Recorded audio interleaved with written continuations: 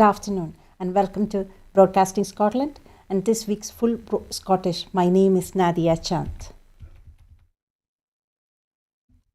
On the program this week, we are delighted to be joined by Hugh Marshall, journalist and founder of Talking Wales. Welcome here. Hello, how are you? And we are also delighted to welcome writer and activist William Duguid. Welcome, William. Hello, nice to be back. I was here just on Friday, but here we are again. To start, we will begin with Middle East update. At least 52,495 Palestinians have been killed and 118,366 wounded in Gaza since 7th October 2023. As Israeli airstrikes kill at least 40 people across Gaza on Saturday, the death toll in Gaza has increased by 1,000 in the past week. Meanwhile, the humanitarian situation is now critical as Israel continues to block humanitarian aid getting into Gaza. Hugh and William, let's discuss on Gaza first. Yeah, it's almost as if we become numb to it now. It's we discuss the numbers and it's just so depressing because the world seems to have given up on the people of Palestine. Israel is just carrying on what they were doing prior to the ceasefire, and things are actually getting worse now because obviously the humanitarian point of view, the food kitchens that basically supplying the food to the majority of people in Palestine, I believe they're going to be running out of food this weekend. So it's going to need more of an international effort now, I think, to get involved and try and sort it out, because as it stands currently, Israel are just trying to wipe out the people of Palestine.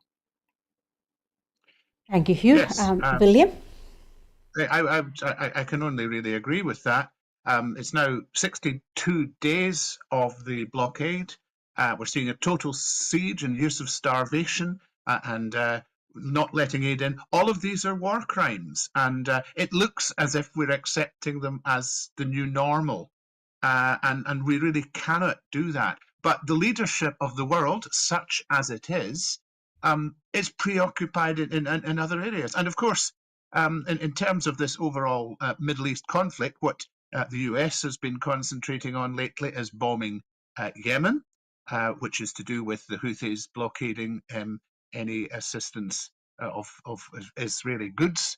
But of course, the RAF is also helping them out with that. That seems to be our priority at the minute. But our absolute priority has got to be to stop this aspect of genocide. And it is an aspect of genocide if you are forcing people to starve, as well as bombarding them. And I really don't see any leadership coming from the world to stop this at the minute. And therefore, I have to tell you that my outlook is just as bleak as Hugh's, and I wish I could tell you otherwise. Thank you, William and Hugh. And our next update is on Ukraine. Ukraine has destroyed a Russian Su-30 fighter jet using a missile fired from a seaborne drone, according to Ukraine's military intelligence agency.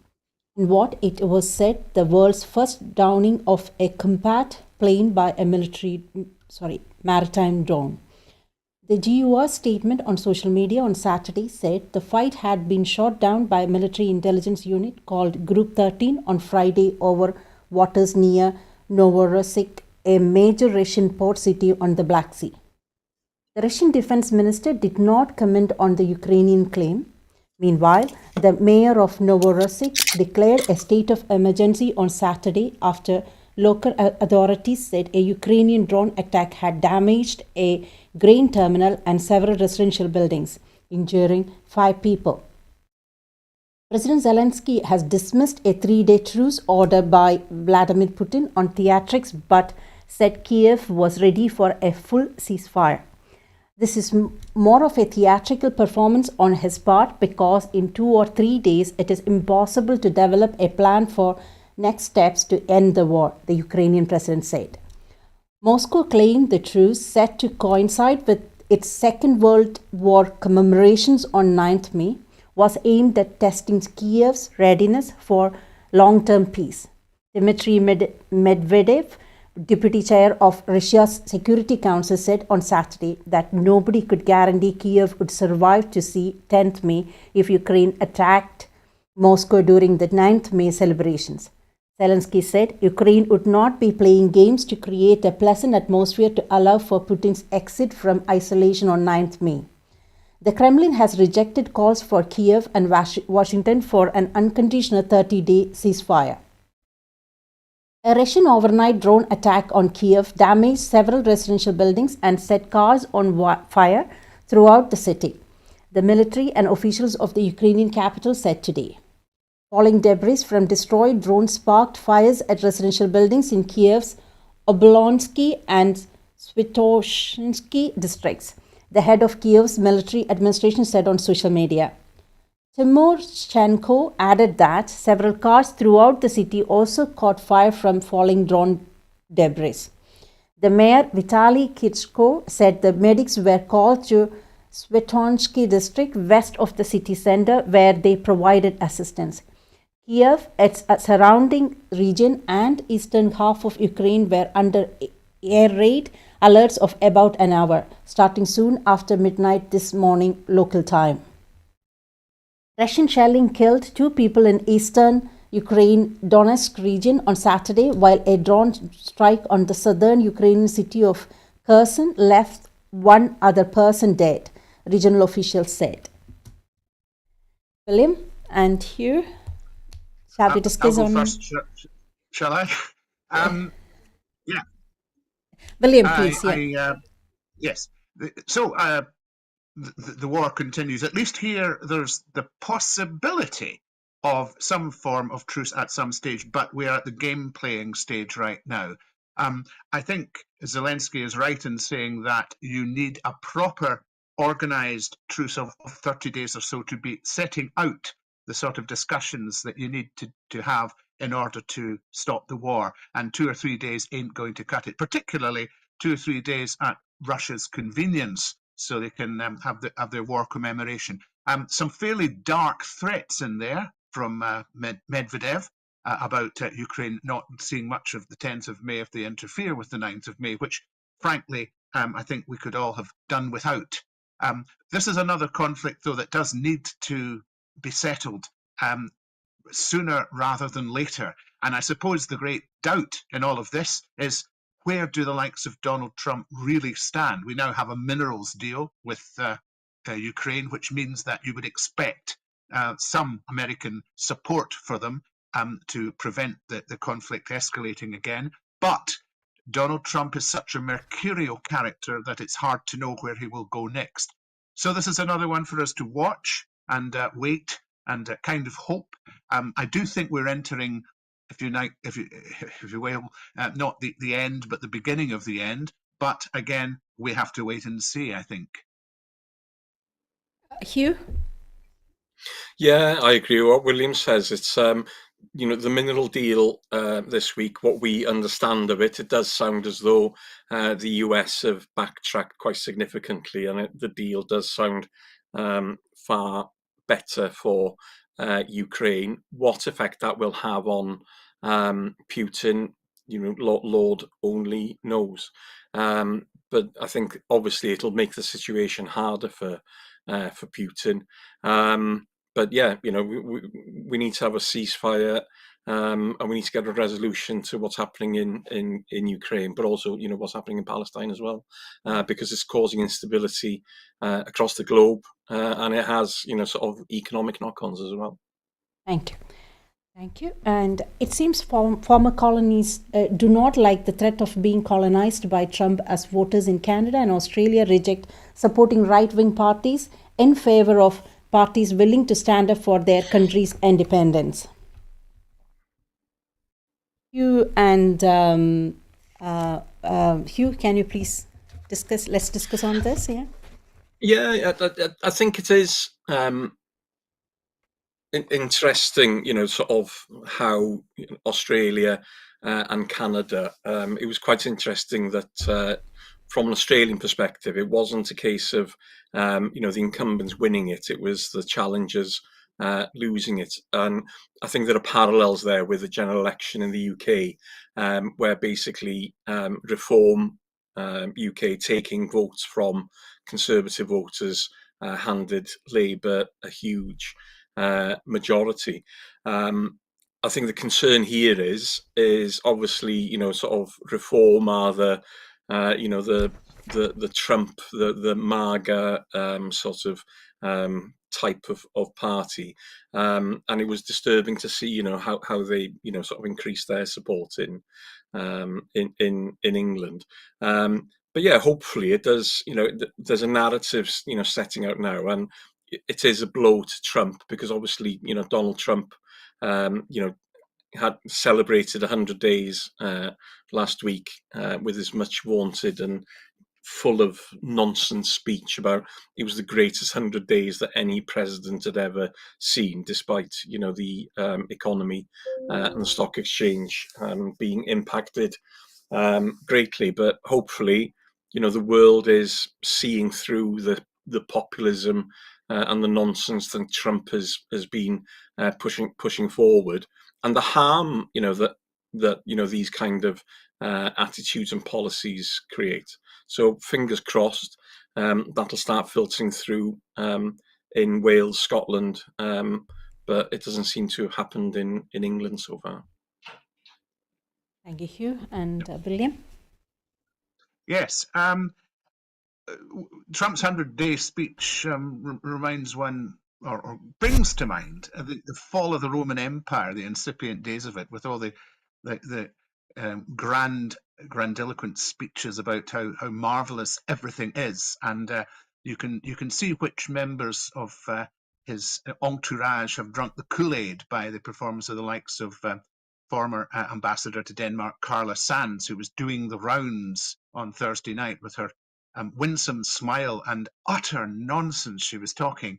In terms of the elections, it's difficult to draw an absolute pattern, isn't it? Because each country is different in its way. Hugh drew attention quite rightly to the fact that in Australia, the Liberal Party lost it as much as anything. Now, a lot of that might have been to do with taking on kind of Trump airs. I think there was a Make Australia Great Again at one point, but perhaps that was meant tongue-in-cheek. I don't know. But in any event, any inkling that Australia might want to tack to the right was quickly slammed down by voters there, and it looks as if there's going to be an increased number of representatives for the Labour Party. So that's one thing.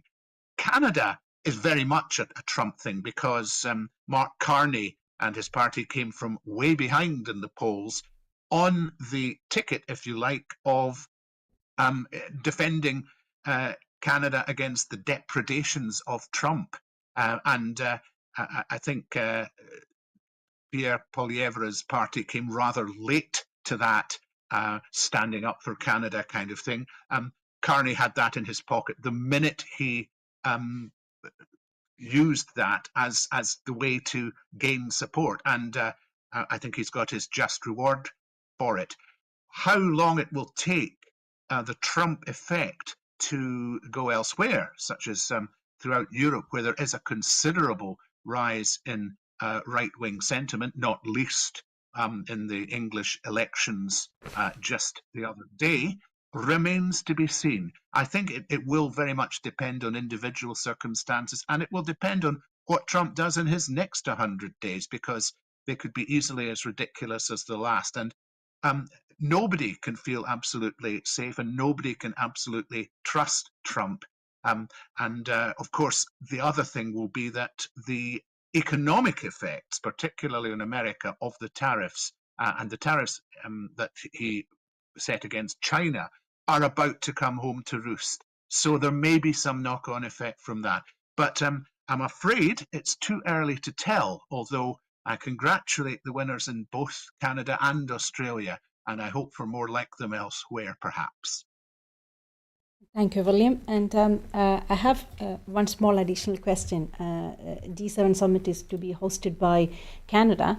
And do you think in that summit there will be an end to the Trump tariff war, or what do you think the outcome is going to be? And I know, like, Trump, as you mentioned, Trump can be unpredictable. But Hugh, would you like to go first for that? Yeah, I think Trump's biggest weakness is basically, the first time round, he was surrounded by almost like sort of fire guards, sort of things to stop him from going, off the rails. So I don't know if you've been 10-pin bowling, and if you're not the greatest bowler, you can have the rails up and it stops your bowling ball going off into the gutter.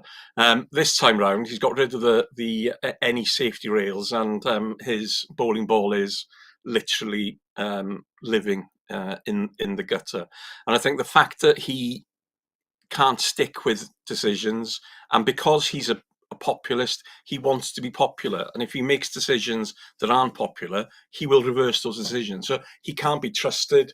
The fact that he says that that you need businessmen running economies and stuff, it just goes to show us, we have to remember that Trump, although he's become very rich through his politics, as a businessman, he's been an abject failure almost across the board. He's the only person who's managed to sort of run a casino and make a loss.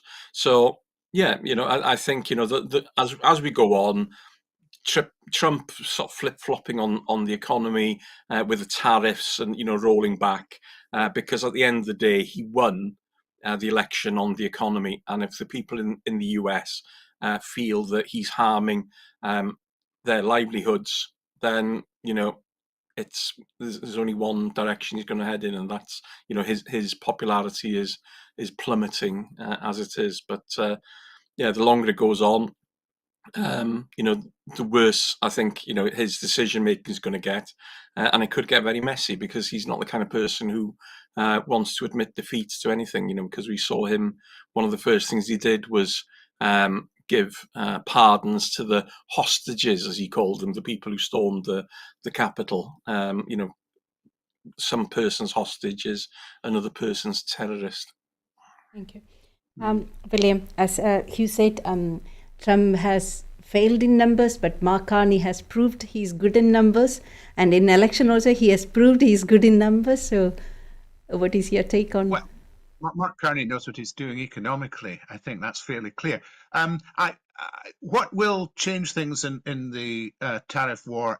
It's probably not necessarily going to be the big meetings, because they'll be all over the place, and they'll be subject to speeches in various places that may actually inflame them. What's tended to work a little bit in changing Trump's mind, apart from facts on the ground, we'll get to them in a moment, are the little side discussions. I mean, I think we've made progress with Ukraine largely as a result of that little chat at the side of things at the Pope's funeral between Trump and Zelensky. And it could well be that Trump is influenced by the last thing he hears, and that's what moves things along. But the facts on the ground that I referred to earlier will include those pigeons coming home to roost with the Chinese tariffs, because America is actually pretty reliant on Chinese goods for quite a lot of things. And Trump had got very hot under the collar lately about Amazon. His pal Jeff Bezos, curious enough, but Amazon publishing the tariff part of the bill, the additional tariff charge that you pay for your new iPhone and things like that. I think that's the sort of thing that will turn opinion against the tariffs, and maybe the effect on the economy, particularly of the Chinese ones, will be sufficient to change things, rather than the big meetings, I think. Thank you. Reform UK could supplant the Tories to become main right-wing party in UK, and that means a further rightward shift of the centre ground in UK politics, as Labour moves right in lockstep. What does the rise of Reform UK in England mean to Scotland? William? Well, I don't know, because we haven't yet had our electoral event. Our first electoral event coming up will be the Hamilton, Larkhall and Stonehouse by-election on June the 5th. And we'll see how much Reform have got their grip on Scotland, or at least the former Tory voters in Scotland and maybe others then. In the general election in 2024, support for Reform was roughly half what it was in England. And that might be as much down just to the configuration of parties being slightly different in Scotland, but more likely it's because the sort of Reform message is anathema to more Scots than it is English. It's actually beginning to prove fairly attractive in England. So we certainly wait for that. The impact in the short term, we will see with Nigel Farage and whether he becomes more popular. He's not a popular guy here. He'll be now setting his cap at the 2026 Holyrood election, as well as the by-election I just spoke about. And up to recently, at least, the plan was for Nigel Farage to be running Reform's election campaign in Scotland. I don't know if that's a good idea for Reform. I really don't. But further ahead still, John Swinney is beginning to weaponize Reform as the prospect of a Reform government, even if it's 4 years down the line, as being a reason to stand up to Reform right now. It's early days yet and seeing how far that goes. I think for voters that remains still a distant prospect, even if in political terms it may not be that distant.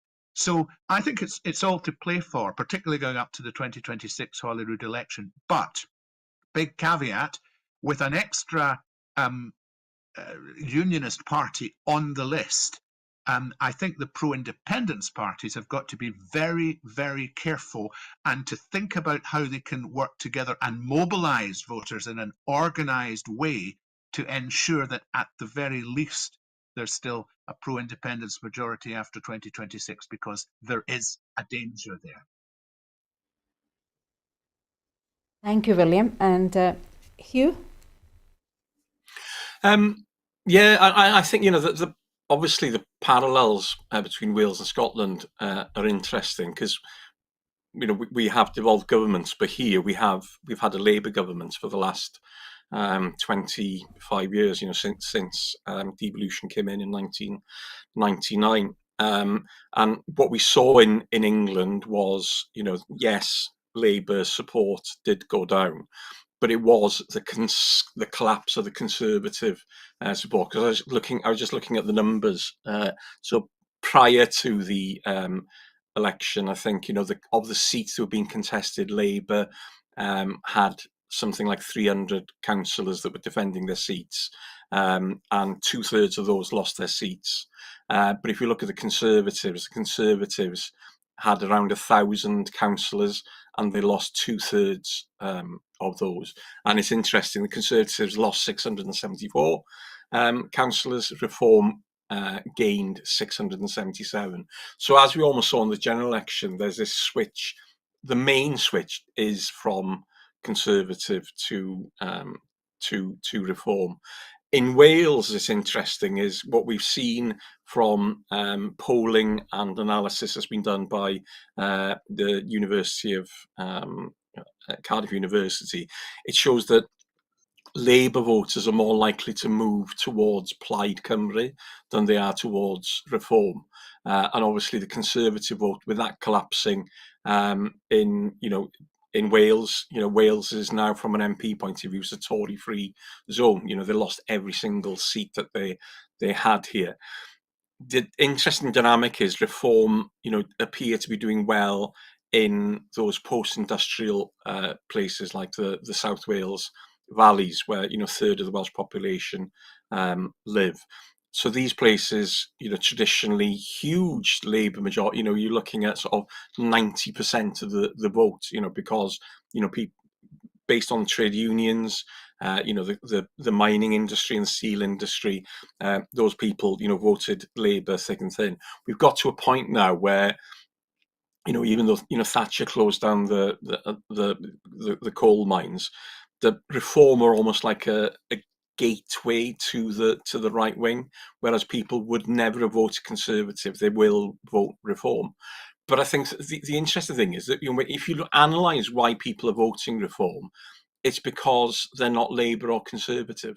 And I think that's the key thing in Scotland and in Wales, that the SNP and Plaid Cymru need to sort of let people know, well, we are the alternative. We are a socialist alternative, because what Labour's are trying to do, God only knows. Sort of Farage was spot on when he said, "What does Starmer stand for?" And they are going to be in a very weak position. But obviously, with proportional representation, there will be Reform members in Holyrood, as there will be in the Senedd in Cardiff. There is potential, I think, in Wales. I think Scotland, the SNP, hopefully will again come out to be the biggest party.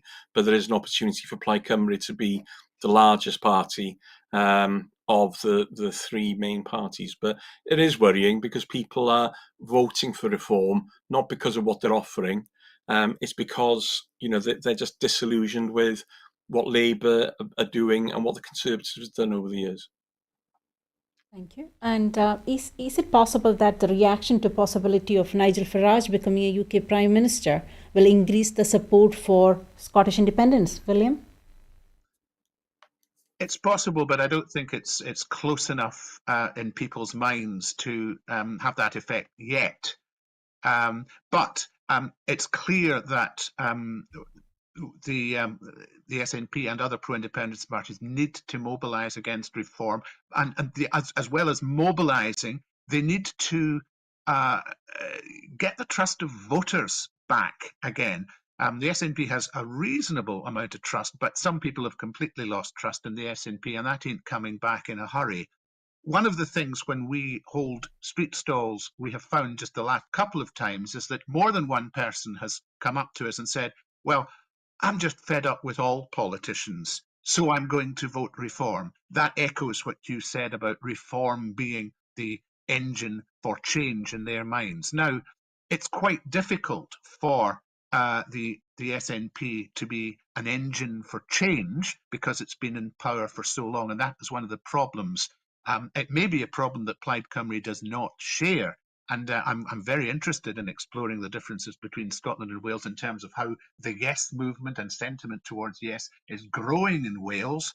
And whereas it's holding up in the polls in Scotland, there isn't by any means the same energy as there was some years ago. And a lot of that has to do with the SNP being in power for a long time, and therefore not being a very obvious vehicle for change. So there's a lot of work to be done, and it looks as if they're beginning to just seed the idea that Nigel Farage might be Prime Minister, and that would be a problem for Scotland.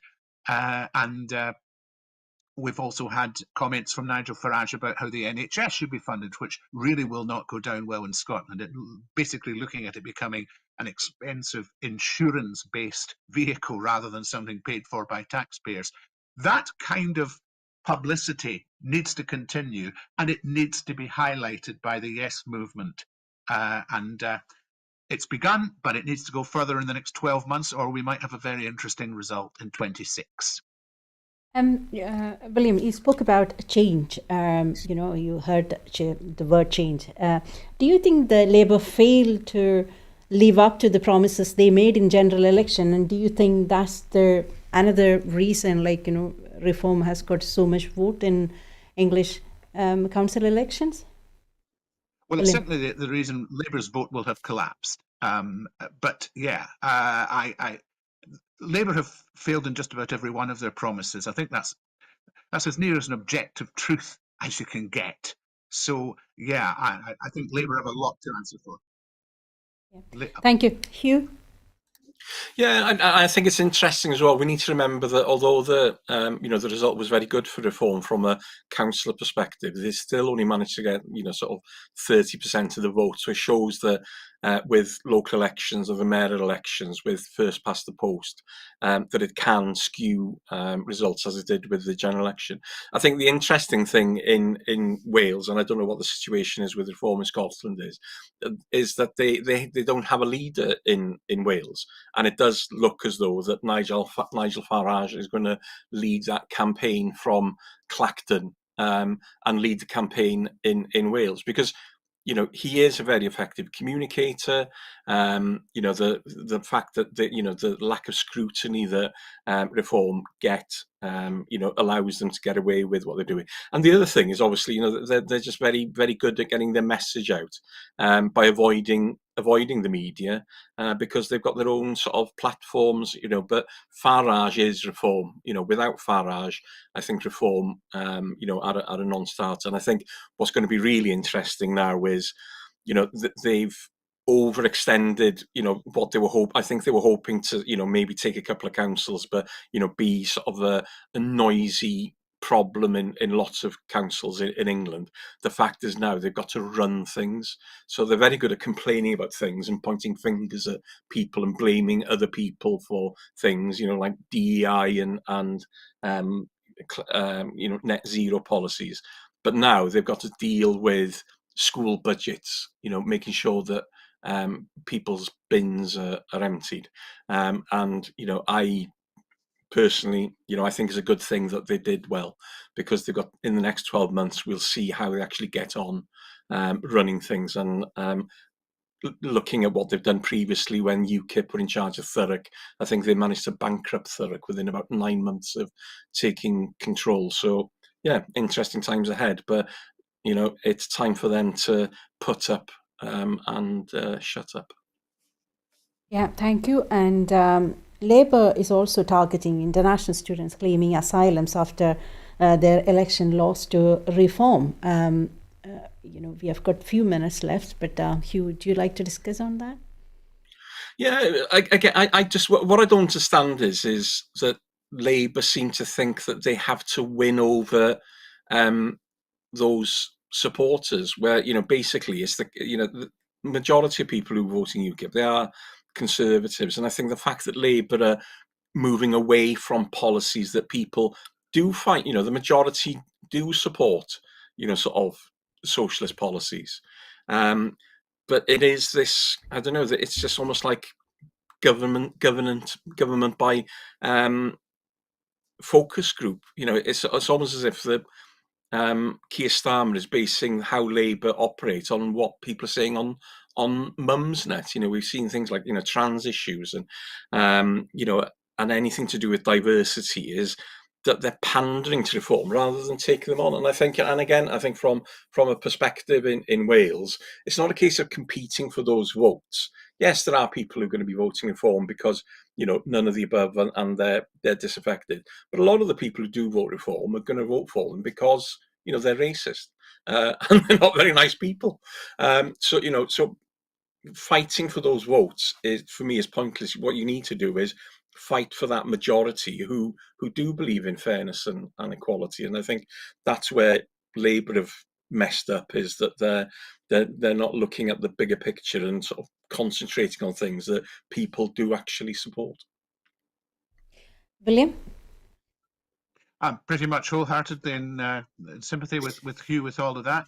The danger is that people who believe in fairness, etc., and indeed socialist principles, will end up not voting at all in many cases. So you're not competing for votes. You're trying to build up the number of people actually voting. We could be ending up with governments voted on a significant minority. And we're already getting that, but we could get it even worse, a significant minority of the voting population. And Labour's constant, it's absolutely right. It's been focus groups really since the days of Tony Blair, but it really is now getting to ridiculous areas. Why should you tack to the right? Why can't you get back to the principles that you were founded on? and stop hitting ordinary people with things like winter fuel payment being cut. Stop hitting small businesses with NI going up. It doesn't make any sense if you're going to be building support and if you're going to be retaining the support of those who believe in those principles that you were first founded on. So Labour, it's a must do better, but under Keir Starmer, I'm not thinking that's coming anytime soon. Thank you. This week, oil refining at Grangemouth stopped, with no plans in place to save Scotland's last refinery and no immediate plans to save the jobs lost.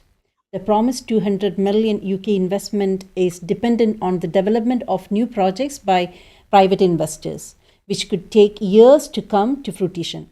So, what now for a just transition? You? Yeah, I think obviously we've seen parallels with Grangemouth in Scotland with what's happened in Port Talbot in Wales. Scunthorpe, closing down the blast furnaces, Labour call, sort of every MP back on a weekend and say, right, we can change this. Whereas with Port Talbot, it was, oh, we can't do anything because it was the Conservatives and Tata Steel. Although the blast furnace weren't actually sort of closed down until a few months into Labour's government. So definitely they could have done something. And again, the argument with Grangemouth is, it's a private company, we can't get involved. Well, what's the difference with British Steel, with the Chinese owners in Scunthorpe? So I think that's going to play really badly, I think, and I think it is playing badly. I've been in Port Talbot, and people are genuinely angry there, and their anger is directed squarely and firmly towards the Labour Party. But yeah, I think the fact that you've got a UK government that prioritises sort of core industries in England. If Grangemouth was in Kent, would it have closed? Would they have allowed that to happen? Who knows? But I do think there's double standards. Thank you. And one additional question before I go to William. Is this 200 million a loan, or is it a funding without a loan? You? I think with Grangemouth, it's all sort of reliant on investment with private companies. So again, there's no guarantees there. You're relying on private companies to come in with solutions, but it's all pie in the sky. It's the same with Port Talbot. There's a fund with millions of pounds being set aside to help develop new businesses, but there's no guarantee that any of those businesses will succeed. That there's a need for sort of refinery capabilities. Where fortunately in Wales, I think the majority of the refining capacity is in Milford Haven. So so it's a big part of sort of the industry in the UK is actually based in Wales. But William probably knows more about the financial aspect of it. But my understanding is that it's 200 million, but it's sort of reliant on co-investment with private investors. Thank you, William. Yeah, that's my view too. It may end up being a loan, of course, when the money doesn't appear from the private investors. That's always a possibility.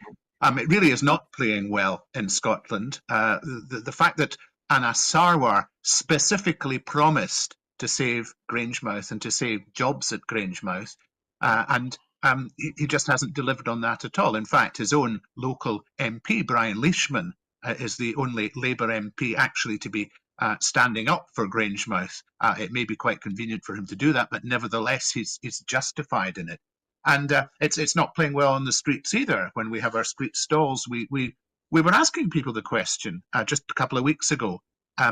Grangemouth gets nothing, Port Talbot gets nothing, and Scunthorpe gets a full fire alarm. Get them in and get them to vote hurriedly for something that's going to fix it. Anna Sarwar, having made his promises that he couldn't hope to keep, claims that it's because it's a private company, and then they rely on other private companies to put the money in that will bring us anything, and the jobs are already gone. Whatever jobs there may be in future for whatever activity there may be, who knows? And it will take a little while, and in that time, the town of Grangemouth and surrounding areas will be economically blighted. There's no other real way to look at that. As for the just transition, the just transition is partially making it a smooth transition between the new and the old. And we're not quite in a position there where Labour are supporting the new stuff, because they're still moving towards a Trump position of let's get a bit more oil out of there. But none of it will be refined in Scotland. And that is a significant thing for a country looking to become independent, that wants to actually then have a just transition. And that's what's making people really so angry. At the end of the day, the Scottish Government is doing what it can for just transition. It's just put another sum of money, I think it was around about 8.5 million, into that in the northeast. But as long as energy is devolved, we're just being pulled along on a string. And we really need not to be in a situation where we're relying on Westminster to do things for us. And I'll put it no further than that just at the moment. Thank you. Yeah. Let's move on. John Sweeney will deliver his program for government on Tuesday, focused on eradicating child poverty, growing the economy, investing in public services, and tackling the climate emergency. What about Scottish independence, William? Well, the SNP is constantly castigated by its unionist opponents for its fixation on independence. Meanwhile, the independence movement would be delighted if the SNP showed any great sign of being fixated on independence. It's there somewhere in the subtext, always, of what's said, but really it's not prominent enough in the message for people to grab it. And if we are going to be looking for people to vote for pro-independence parties in a big way in 2026, this is a problem. Now, the underlying issue for the SNP is, one, they're relying to build for building independent support on establishing a record of good governance. And that worked fairly well for a number of years when there were things that obviously needing improved, that they were able to improve. And that reaches its ceiling eventually. And the reason it reaches its ceiling is because of the funding settlement that's available. So the Scottish Government may be able to alleviate some things. It may be able to afford a child payment of just over £26, for example, that has actually started to make a difference in terms of child poverty. Now they're being called upon to raise it to £40, and they just don't have the funds to do that. And therein lies the issue, because if you're spending money on that and you have a constrained budget, then money has to be lopped off other things. It actually is, unlike most countries where they can just print more money or borrow more money, we actually do work like a household with a fixed budget. So good governance isn't going to really cut it much longer. They really need to be saying, we've taken this as far as we can go. This is where we want to go next. And the only way we're going to do it is with independence. But therein comes the second problem, which is that they've been in power now for nearly 18 years. And on that, inevitably, this would happen with any party, careers are built, and it becomes intrinsically risky to put yourself up for election on anything other than just a continuation of the same stuff. The SNP, of course, used to be the party of change, and the big change was independence. Now, that's electorally, they would see it a bit of a risk. Now, I don't think it is a risk, because I think if they actually came out and said, right, to hell with this, we cannot go on with the current devolution settlement. The next step for us, with a majority of independent supporting MSPs, is basically independence. However you do it, whether you have a rogue referendum, whether you just declare it on the basis of what you said you would declare it on. that I think would actually light a fire under the independence movement, which is currently a pilot light. If you were to look at yesterday's All Under One banner march in Glasgow, I think the police would say there were 5,000 there. The National agreed, and the BBC said there were about a man and his dog. I was there. The 5,000 is pretty close to it. But that's not the numbers that came out just 2 weeks before that in Barry in Wales, where I think there were 6,000 or 7,000. You may correct me on that. Whatever the number in Barry was, it was more than All Under One banner got in Glasgow. And that's the state the independence movement is in at the moment. It's not moribund. It does have a pilot light. There was a lot of energy yesterday, but a lot of people who've been on the fringes of it have, to an extent, given up because they don't see any prospect for it. They need the SNP and the other pro-independence parties to be working as far as possible together going into the election, saying, look, this is the end of the road as far as devolution is concerned. Things are just going to get worse. Now we need independence, and the policies we're putting forward in the programme of government to fully realise the intent of those policies is to get independence. And I think if they did that, things would be a lot better. I don't think that's what we're going to see in the coming week.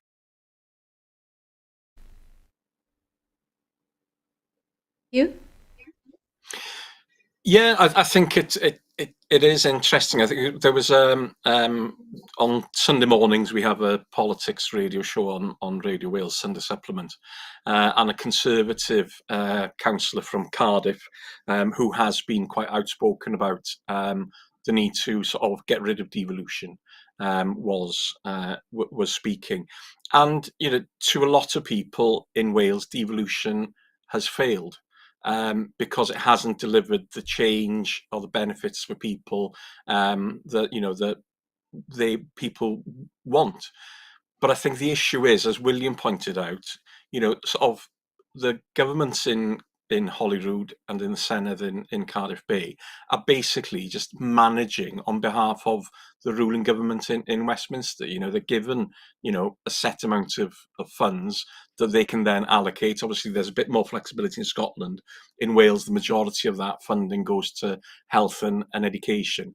But what devolved governments can do is very limited, especially from a fiscal perspective. As William pointed out, there's no borrowing powers. Scotland has some tax raising powers. Wales has some, but they don't make any use of it because the actual numbers in Wales, it wouldn't make a huge amount of difference.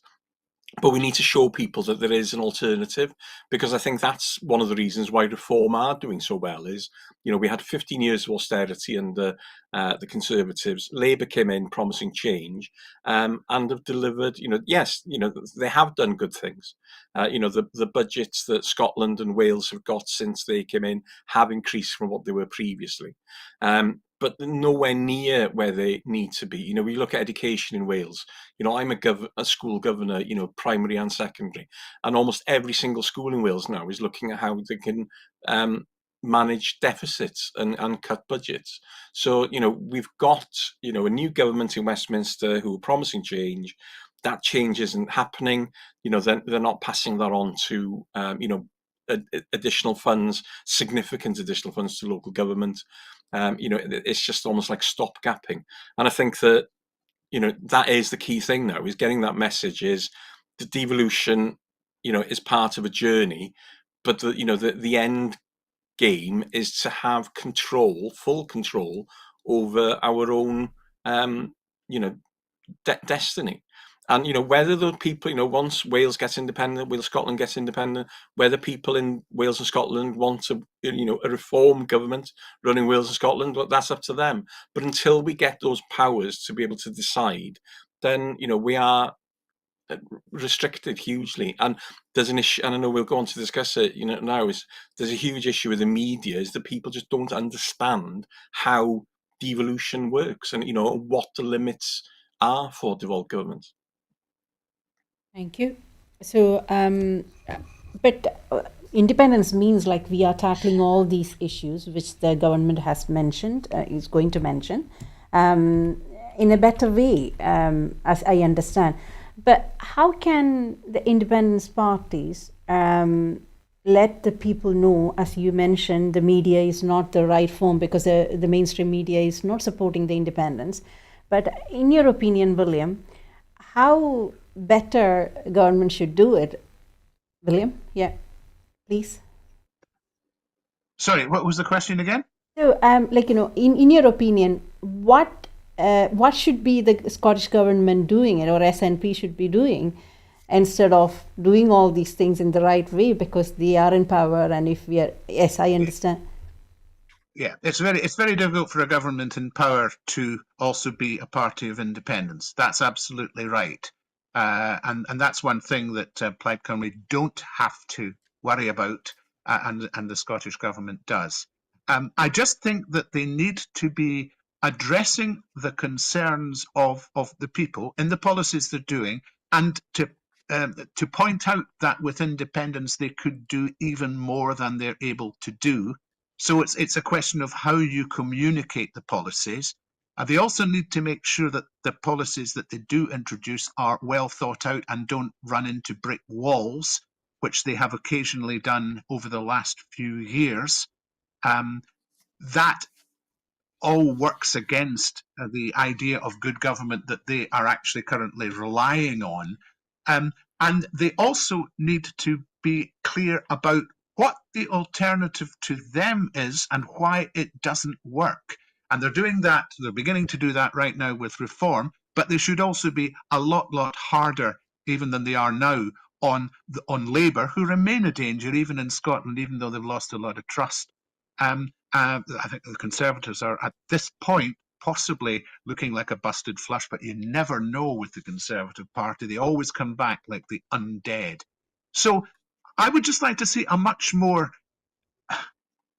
less passive and more energetic campaigning outlook to what the Scottish Government is doing.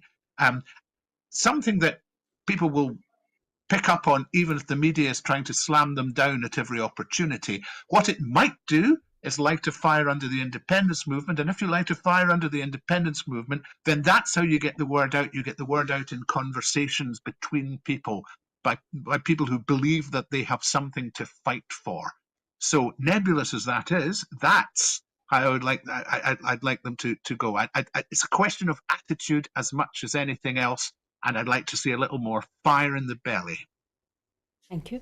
And Hugh, do you have any recommendations of how the SNP can do in independence, and how better they can communicate with the voters? Yeah, I think there are lessons that we can learn from reform and from Farage. Is because we talk about the media, and the media is anti-SNP, anti-independence. The fact is, the majority of people, I think, don't really take any notice. How many people watch Question Time on a Thursday night, or watch Laura Koonsberg on a Sunday morning? We just got to take the message to the people. The sort of, you look at Farage on TikTok and X. He's got millions of followers. Okay, granted, a lot of them are probably bots and sort of MAGA people from the US. But he constantly he focuses on a very simple message, that basically that everything will, we'd all be economically better off if we forgot about net zero, and sort of drilled more oil and gas and started fracking, and also that the reason that the NHS is collapsing is because of foreigners coming in. And it's a simple message, and you can see why people fall for it and listen to it, because they see that I can't get an appointment with my GP. Farage is saying it's because of immigrants. So we've got to just be clear with messaging, and just use those platforms in the way that the Farage does, and have good quality messaging on social media, speaking to the people that that we need to attract to the independence cause. It sounds simple, but I think at the end of the day, but also we need to be having conversations with people. We need to be speaking to people on the street. And I think that's something that we seem to have forgotten as well, is that, in a digital world, that we've forgotten about the analog. And I think a lot can be done by actually speaking to people and creating spaces where people can have discussions around these things. Thank you. Tomorrow marks the 80th anniversary of VE Day, when the forces of fascism in Europe were defeated. Why is it important to continue the commemoration of VE Day today? William? It's important to continue to commemorate basically the, as it's turned out, perhaps temporary defeat of fascism. It was a huge chapter in the world's history, and we do need to remember it. What I'd like us to do is possibly remember it with a bit more emphasis on let's not ever have this situation again, because there are more wars in the world now than there really ever have been since 1945, and there's a sort of militaristic aspect to VE Day commemorations that I think is really rather over the top. We need to actually work towards the thought that whatever war might be out there now is actually going to be the war to end all wars. We've never come close to that. So there's a lot going on in the world that even that the UK is involved in. I mentioned the bombing of Yemen earlier, that doesn't sit well with a military commemoration, which I think should be a lot more humble and a lot more hopeful and a lot more positive rather than bright lights. So it's important, but I think as time goes on, we really need to change the emphasis and to work towards making today's world better, just as we made yesterday's world a wee bit better, perhaps, in 1945. Thank you, William. And my next point was the lessons learned from the VE Day, what it resonates today. And Hugh? Yeah, I agree exactly with what William is saying. Is that we have to remember there's a lot of fetishism around sort of winning the war, and how Great Britain managed to sort of fight off evil, and the actual what we were fighting against seems to have been forgotten. It's all about the fact that we won, and we had sort of lost many young lives.